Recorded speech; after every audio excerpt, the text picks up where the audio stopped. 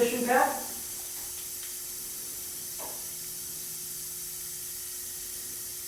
Alright, we're rolling. Action. Emily. Pat! Now. Hi, my name is Diego Brasso, and I am the director of the film Thirsty. Okay, my name is Patrick DeBrose. I'm co-star of the movie, and I also do all my own stunts. My name is Vince Papa. I am the Foley artist, and I handled the boom mic. I was boom operator and sound designer for this film. My name is Greg Papa. I play Greg Papa in the movie Thirsty, directed by Diego Brasso. Diego at work here in the freezing cold.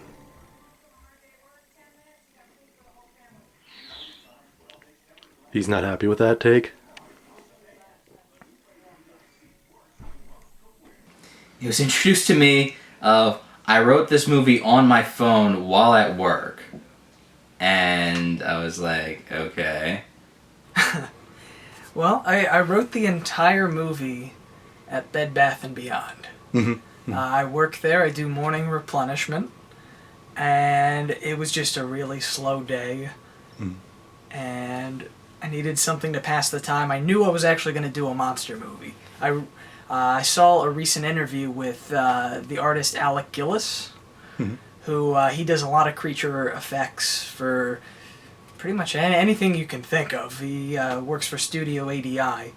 He's actually one of the founders, but he did this 45-minute interview about like the glory days of creature effects, and it just really inspired me. And like right away, I knew I wanted to do a monster movie. But like with Diego, he's got like one of these every time you see him, where it's like, I'm gonna write a comic book about this, I'm gonna make a movie about this, I'm gonna make a short story about this, and it's like, cool, let's do it. And he's like, I didn't want to do that anyways. I got something else going on. So it's like, you get all hyped up about something he's gonna say, and then like he doesn't do it. Then it's like, all right, you have this Leech monster movie.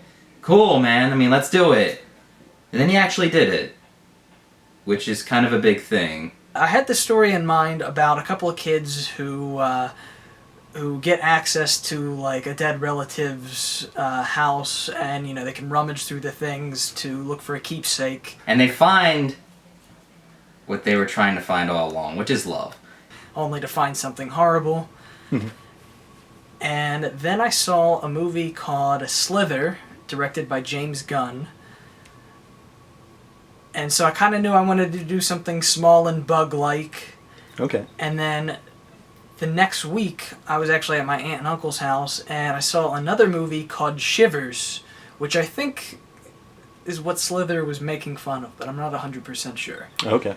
And Shivers is like a very early Cronenberg movie about leech-like parasites that turn everyone into sex zombies. Once all those little components kind of finally clicked in, at one moment, I just snuck into the back stock room and wrote the entire thing on my cell phone. I was promised, as was Greg, that it would be over within 3 weeks. And that was not the case. I know the one time I came in and it was like 2 in the morning. I'm like, how are they still shooting this fucking thing? All that tape for nothing. We went until probably 2 or 3 in the morning a couple of nights. And it could be pretty tiresome. There were a couple times where, just by the end of the night, everyone hated each other. We hadn't had enough to eat, and we were tired, and, just anything anyone said threw them off. Then he gets a little persnippety, and or if people aren't listening, or if safety coordinators are making faces behind his back, he gets a little irritated. But in general, it's really not that bad. A brilliant filmmaker, in all honesty. I got a smile from him, by the way. He really does, know what he's doing. He's very professional about it. He can be a little curt if you're messing around, and Greg and I definitely pushed him to the edge on this project. But probably the funniest was when Abe was, getting plastered on his duty as safety inspector. Abe was the safety coordinator, And he was in charge of the gun, the shotgun. But he drank. The first time he drank 12 Smirnoffs. The second time, he had 9 Leinenkugels. And he's a big guy, but he was feeling the Leinenkugels a little bit. And he was still the safety coordinator. Just started interfering with the scene because he was intoxicated and trying to take over the direction. Diego was on edge there, and it seemed like he wasn't too happy. Abe did his job perfectly. And then Abe was upstairs drinking stuff, and he was pretty much completely out of it. And he's like, "Oh, I need to go." And I'm like, "Oh, great!" I had to pull my car out again, and we had snow this freaking high everywhere, and it was so cold. And half of it was done in the basement. Probably the worst part is like trying to go to sleep.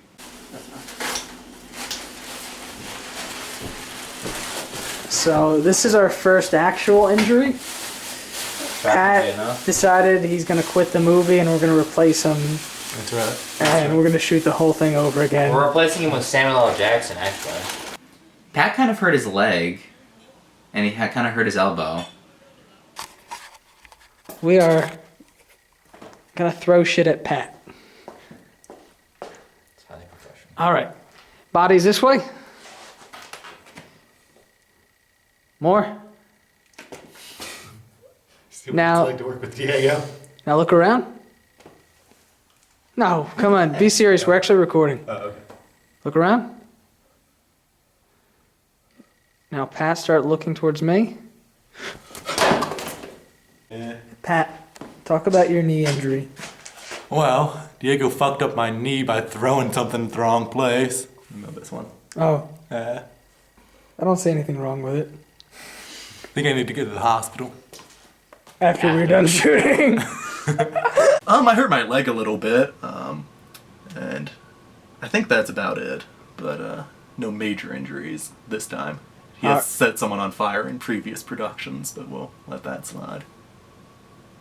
The experience of, working with these kind of action scenes, as hard as they might be in the moment, as difficult as it was to get some of the shots, it was really satisfying when we got a, good fight scene in, or if, we got the monster attack to look really realistic. It just, it was rewarding in part because it was just really hard to do. Quick, get a pen and paper. We're going to put Greg on here. This is his dressing room. That's right. This is the longest Diego's let us be in a comfortable environment in months. It's been like Apocalypse Now here on the set of Thirsty. The funny thing is, a lot of the messy shots were Greg's idea. Getting, spewed in the face with embalming fluid, and then your shot where the blood hits your face, that was all Greg's idea. My original script was actually toned down. Honestly, the discomfort is your fault. I'm hoping that they laugh at all the really stupid in-jokes we have, first of all, because, Greg, Diego, and I all think it's hilarious when we have these kind of lines in the middle of the movie, This is our ghetto rig for... This is a vacant house that we found, and we're going to take over it for the movie. We're squatting for the movie. That's what we're doing. Just really awkward things like, oh, I could always go for a beer, but I don't know if an audience is going to find it as funny as we do. That aside, I think that we are getting that final scene to look pretty creepy right now, so I'm hoping that there is kind of a uncomfortable feeling in the room when it's over, that they really do buy what just happened.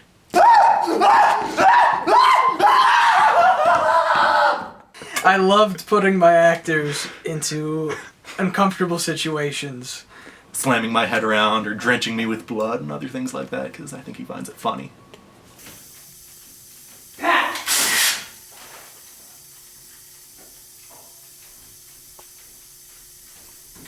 Let me watch that. Look at his arms. Look at my... Look at Pat, period. He's so...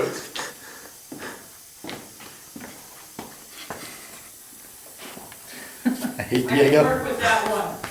And I had to work with this intimately. Model puppet that we'd be working with. On several occasions, Diego had copious amounts of lube applied to it, particularly when it was dangling over my face. So What was the lube for? I don't think there's any function to the lube. I think Diego just enjoys lubing things up, pouring it on my face. No, it made it look shiny on film, kind of gave it a slither, creepy look to it that helped sell the monster's nature to the audience. Ain't the first time. This is the reason Diego wrote the movie. He just wanted this on his personal footage reel. Oh my. Yeah, you got no issues here. Cool. Pat was finally getting attacked by this monster for the first time. And he was laying on his back and he was waiting for the puppet to come. And he sees Greg in the corner. Wait. Why is he lubing it up?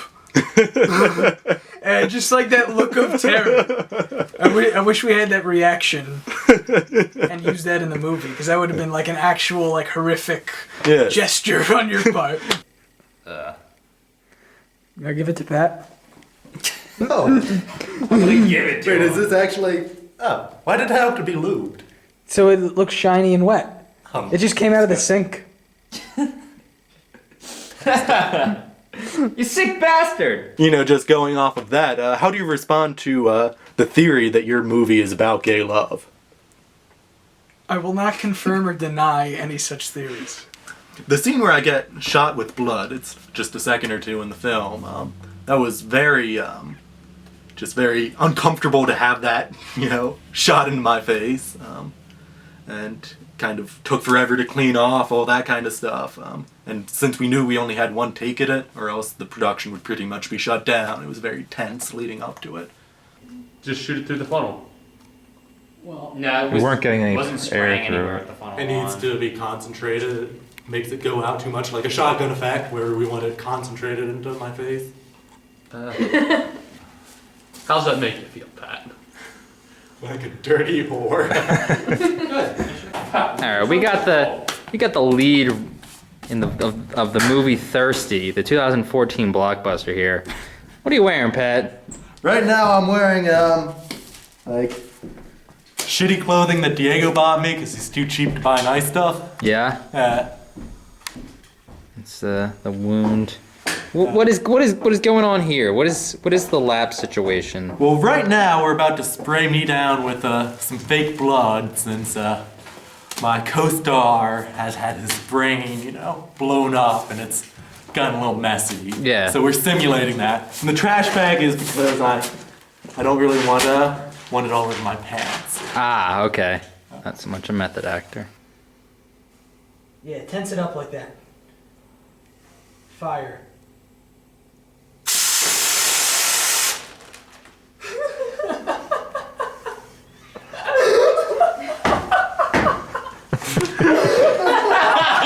Someone get me the washcloth,